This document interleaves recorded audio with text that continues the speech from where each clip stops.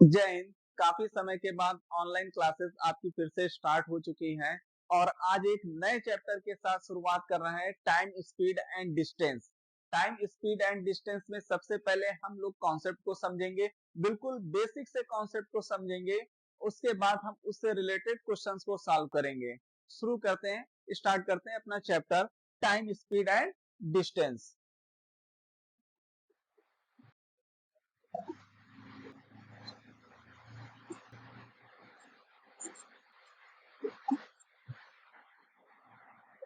समय, चाल एवं दूरी। दूरी बराबर डिस्टेंस इज इक्वल टू क्या होता है? डिस्टेंस इज इक्वल टू होता है स्पीड इनटू टाइम, या फिर हिंदी में इसी को बोले दूरी बराबर चाल गुणे समय।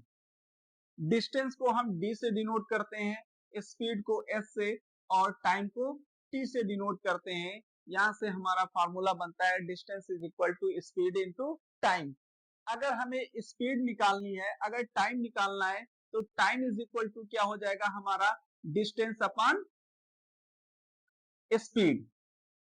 अगर हमें स्पीड निकालनी है तो स्पीड इज इक्वल टू क्या हो जाएगा हमारा? अगर हमें स्पीड फाइंड करनी है तो डिस्टेंस अपॉन टाइम, ये हमारी क्या निकल आएगी? स्पीड। स्पीड हमेशा मीटर पर सेकेंड या फिर किलोमीटर प्रति घंटा में होती है। स्पीड किसमें मेजर करते हैं? स्पीड मीटर पर सेकेंड या फिर किलोमीटर प्रति घंटा में हम स्पीड को मेजर करते हैं। ठीक है, अगर 1 किलोमीटर प्रति घंटा है, अगर हम किलोमीटर प्रति घंटा को मीटर पर सेकेंड में कन्वर्ट करेंगे तो आपको पता है 1 किलोमीटर में कितने मीटर होते हैं? 1000 मीटर। और 1 घंटे में कितने सेकेंड होते हैं? 1 घंटे में 60 मिनट होते हैं और 60 मिनट में कितने सेकेंड होंगे? 3600 सेकेंड होंगे। तो 1 घंटे में कितने सेकेंड होते हैं? 3600 सेकेंड होते हैं। 2 जीरो से कैंसिल आउट हो जाएगा, ये 5 18। ठीक है, तो किलोमीटर को मीटर पर सेकेंड बनाने के लिए हम क्या करेंगे? 5/18 से हम मल्टीप्लाई कर देते हैं, तो हमारी जो यूनिट होगी किलोमीटर प्रति घंटा, उसे वो क्या बन जाएगी? मीटर पर सेकेंड। अगर इसी को हमें मीटर पर सेकेंड बनाना है, मीटर पर सेकेंड को किलोमीटर प्रति घंटा बनाना है, अगर हमें मीटर पर सेकेंड को किलोमीटर प्रति घंटा बनाना है तो ये 18 इधर आ जाएगा, बटे में 5 क्या हो जाएगा? किलोमीटर प्रति घंटा। क्या हो जाएगा?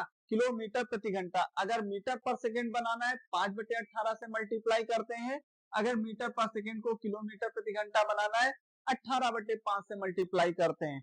अगर 126 किलोमीटर है, 126 किलोमीटर प्रति घंटा है, इसे मीटर पर सेकेंड में कन्वर्ट करना है, तो क्या करेंगे?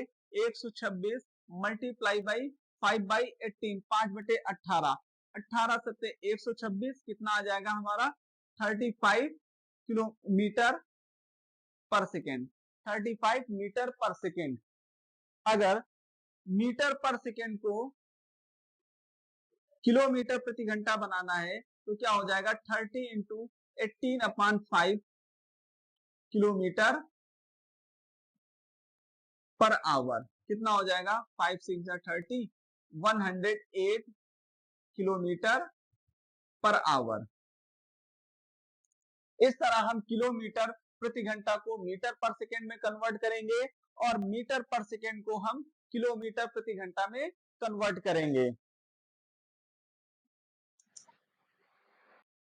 Speed is equal to distance upon time. Speed is equal to distance upon time. अब स्पीड क्या होती है? स्पीड को हम समझते हैं, स्पीड होती क्या है? अगर हम टाइम को 1 यूनिट मान लें, टाइम को अगर हम 1 यूनिट मान लेते हैं तो स्पीड क्या? स्पीड इज इक्वल टू क्या हो जाएगा? डिस्टेंस। स्पीड किसके बराबर हो जाएगी? दूरी के बराबर हो जाएगी। मतलब यूनिट टाइम पर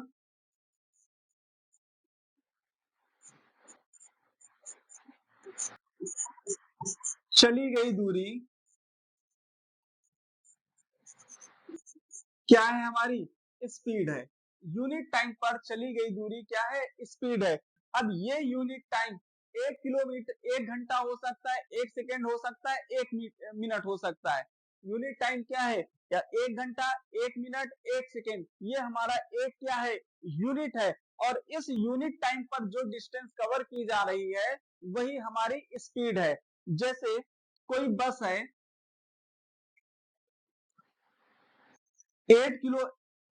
8 घंटे में वो बस कितने किलोमीटर की डिस्टेंस को कवर कर रही है, 256 किलोमीटर डिस्टेंस को वो कवर कर रही है। कब, 8 घंटे में।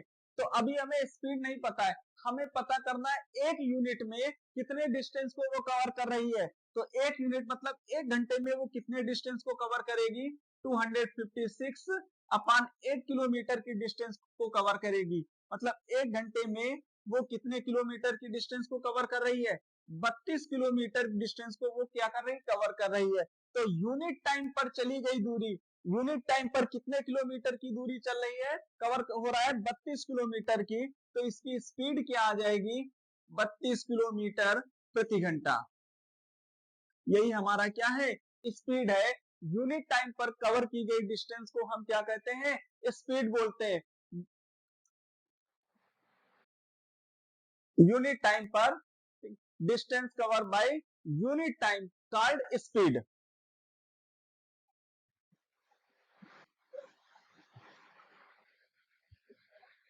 आगे समझते हैं। Distance is equal to speed into time. Distance is equal to क्या होता है, स्पीड इनटू टाइम। अगर हम डिस्टेंस को यहां पर कांस्टेंट कर दें, डिस्टेंस को फिक्स्ड कर दें, अगर हमारी इफ डिस्टेंस कांस्टेंट, अगर हमारी डिस्टेंस क्या हो गई, कांस्टेंट हो गई। कांस्टेंट का मतलब फिक्स हो गई।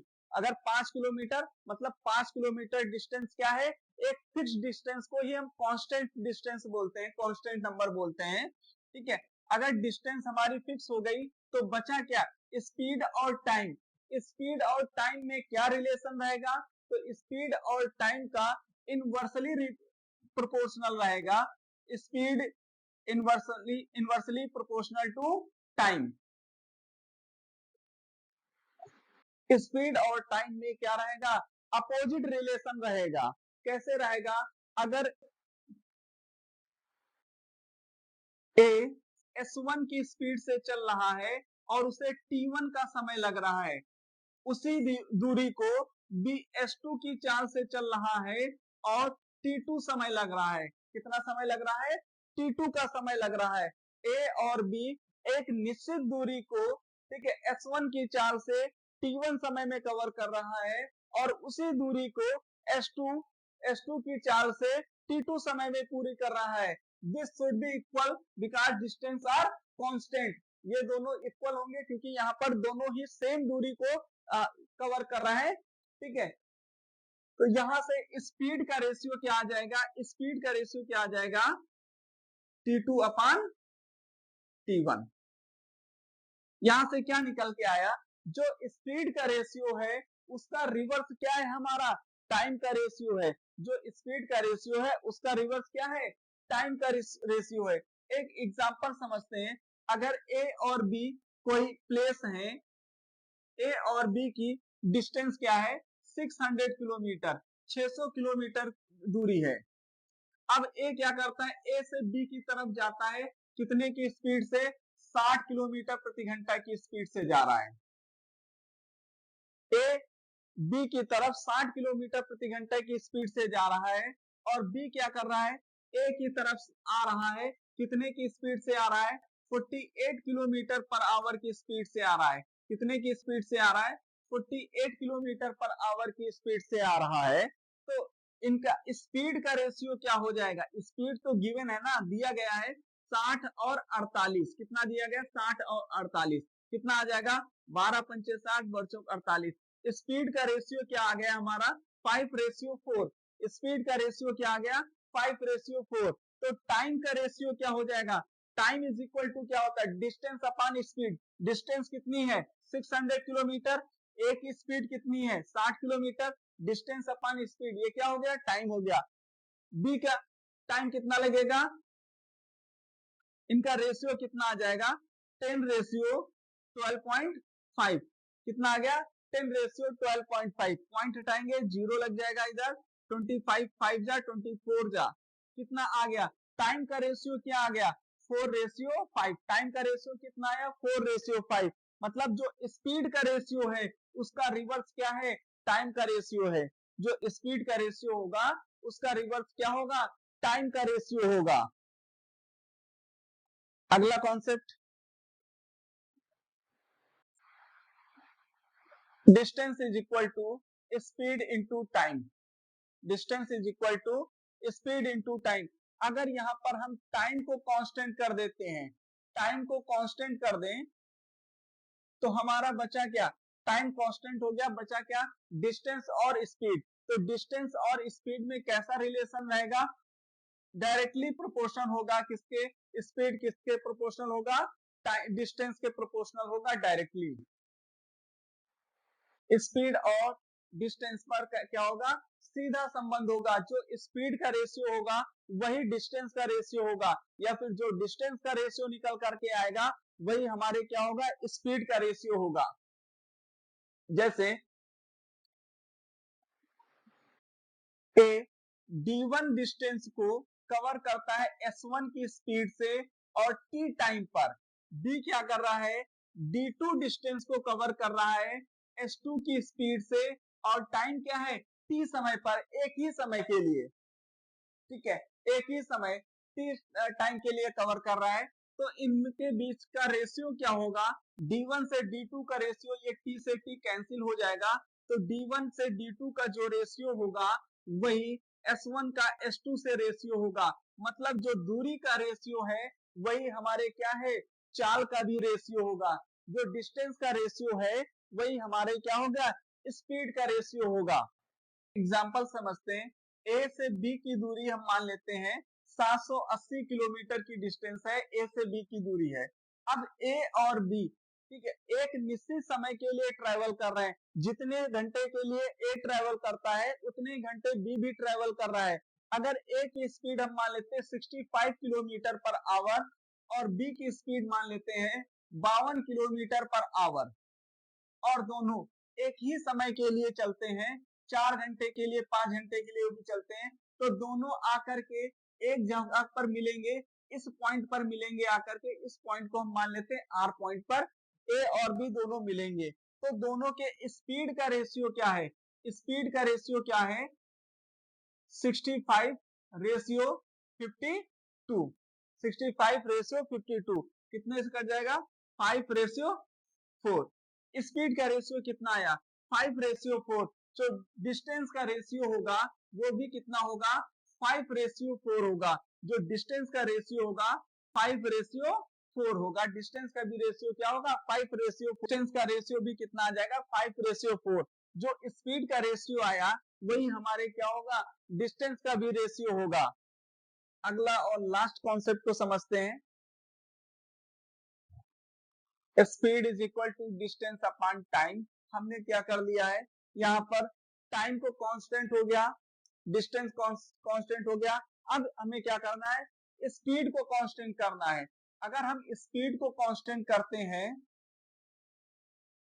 स्पीड को कांस्टेंट करते हैं तो क्या बचता है, डिस्टेंस अपॉन डिस्टेंस और टाइम बचता है, ठीक है। स्पीड को अगर कांस्टेंट कर लिया तो डिस्टेंस का रेशियो होगा डायरेक्टली प्रोपोर्शनल होगा किसके, टाइम के, डायरेक्टली प्रोपोर्शनल होगा किसके, टाइम के। अगर हम स्पीड को कांस्टेंट करते हैं तो टाइम और डिस्टेंस में क्या रिलेशन होगा, ये डायरेक्टली प्रोपोर्शन होंगे। डायरेक्टली प्रोपोर्शन कैसे होंगे, अगर D1 डिस्टेंस है और S1 की S की स्पीड से चल रहा है और T1 टाइम लग रहा है, अगर D2 डिस्टेंस है, यहाँ पर स्पीड क्या है हमारी, कांस्टेंट है, तो स्पीड सेम रहेगी, बाकी चीजें क्या हो जाएंगी, चेंज हो जाएंगी। अब इनका रेशियो क्या आ जाएगा, तो D1 से D2 का रेशियो देखेंगे, स्पीड कैंसिल आउट हो जाएगी, तो D1 से D2 का जो रेशियो आएगा वही रेशियो क्या होगा, T1 से T2 का रेशियो होगा, वही रेशियो क्या होगा, T1 से T2 का रेशियो होगा।